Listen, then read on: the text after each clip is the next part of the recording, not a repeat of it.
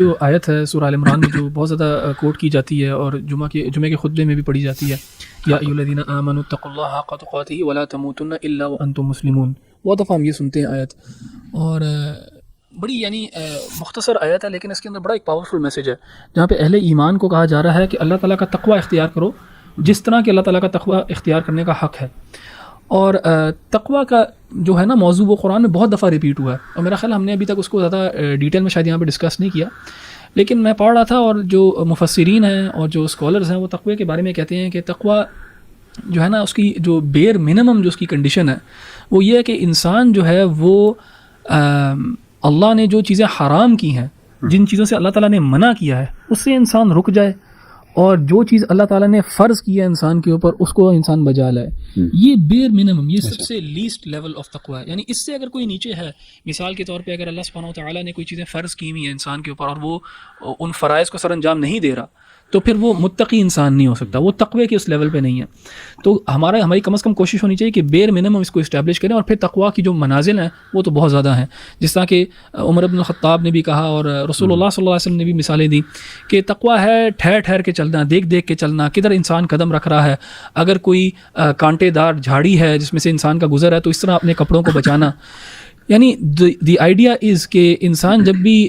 زندگی میں آگے چلتا ہے، جب بھی فیصلے کرتا ہے، ہی از آلویز کانشیس کہ اللہ مجھے دیکھ رہا ہے، اور اللہ مجھے دیکھ رہا ہے تو میں یہ جو ڈیسیجن لینے لگا ہوں یہ اللہ تعالیٰ کے ہاں اس ڈیسیجن کا کیا معاملہ ہے، کیا یہ چیز اللہ تعالیٰ کو پسند ہے کہ نہیں پسند۔ تو اور اس کے ذریعے نا انسان کو تقوی پہ اپنی پریکٹس کرنے کی ضرورت ہے۔ اینڈ ایک جو چیز جو بہت انسان کو مدد دیتی ہے نا تقوی کے معاملے میں and being conscious of God, وہ ہے اللہ تعالیٰ کا ذکر کرنا۔ سارا وقت اٹھتے بیٹھتے لیٹتے ہر وقت جو ہے نا اللہ تعالیٰ کا ذکر کرنا، اور اللہ تعالیٰ کا نام آپ کی زبان پہ رہے گا، اور سبحان اللہ، الحمدللہ، اللہ اکبر جیسے کلمات اگر ہوں گے تو انسان جب اللہ تعالیٰ کے بارے میں سوچ رہا ہے تو اگر کوئی خیال بھی اس کے ذہن میں آئے گا جو برا خیال ہوگا تو وہ اس خیال کو بھی جو ہے زیادہ جگہ نہیں دے گا اپنے ذہن کے اندر۔ اینڈ ایک اور جو میں اپنے اسٹوڈنٹس کو خاص طور پہ سکھاتا بھی ہوں اور ان کو جو نا ترغیب بھی دلاتا ہوں جس چیز کی طرف، وہ یہ ہے کہ یہ جو کلمات ہیں سبحان اللہ، الحمدللہ، اللہ اکبر،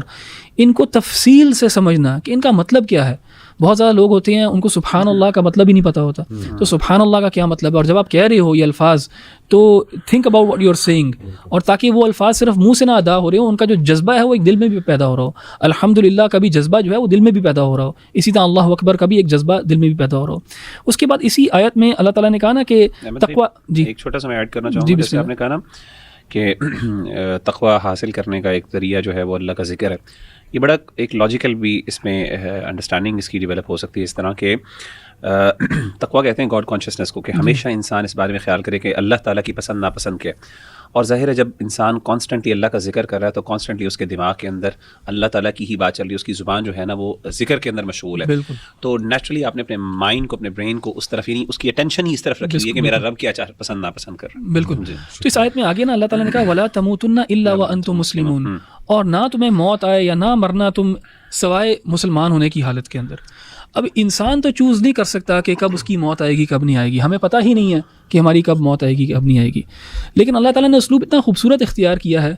دکھانے کے لیے اور بتانے کے لیے کہ انسان ہمیشہ مسلمان کی حالت میں رہے۔ مسلمان کی حالت میں رہنے کا بھی یہی مطلب ہے کہ تقوی کی حالت میں رہے، یعنی ان اسٹیٹ آف سبمیشن رہے، کہ جب بھی اللہ تعالیٰ کا پیغام آ گیا، جب بھی اس کو پتہ لگا کہ اللہ تعالیٰ یہ میرے سے چاہتا ہے تو وہ جو ہے سبمٹ کرے اور ایکسیپٹ کر لے۔ اور ظاہر ہے موت کا کسی کو نہیں پتہ کب آئے گی کب نہیں آئے گی، اس کا مطلب ہے یہ کانسٹنٹلی انسان کو اسٹیٹ میں رہنا چاہیے۔ اچھا، اس آیت کو میں تھوڑا سا جو ہے نا اگلی آیت کے ساتھ کنیکٹ کرنا چاہوں گا، جس میں اللہ تعالیٰ اگلی آیت میں نا پہلے پورشن میں وَاعْتَصِمُوا بِحَبْلِ اللَّهِ جَمِيعًا وَلَا تَفَرَّقُوا، کہ اللہ تعالیٰ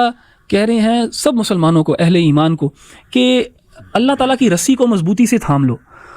اور تفرقہ نہ بیچ میں پیدا کرو۔ رسی کو مضبوطی سے تھام لو، بہت زیادہ علماء نے اس رسی سے مراد لیا قرآن کو، یعنی قرآن اگر ایک سائڈ پہ تمہارے ہاتھ میں ہے تو دوسری سائڈ پہ اللہ تعالیٰ کے ہاتھ میں ہے۔ یہ ایسی رسی ہے کہ اگر تم نے ایک سائڈ اس کی پکڑی ہوئی ہے تو اللہ تعالیٰ کے دوسری سائڈ جو اللہ تعالیٰ کے ہاتھ میں ہے، اور اللہ تعالیٰ ہی اسی کے ذریعے تمہیں کھینچ کے جو ہے اپنی جنت میں لے جائے گا۔ تو دیکھیں تقوی کا ہی تقاضا ایک اور بھی یہ ہے کہ تفرقہ نہ ہو، اور مسلمان اس چیز کو ریکگنائز کریں کہ جتنے بھی مسلمان ہیں ان کا گول ایک ہی ہے، ایک لحاظ سے ان کا گول ہے اللہ تعالیٰ کا تقوی اختیار کرنا اینڈ سبمٹ کرنا، مسلمان ہونا۔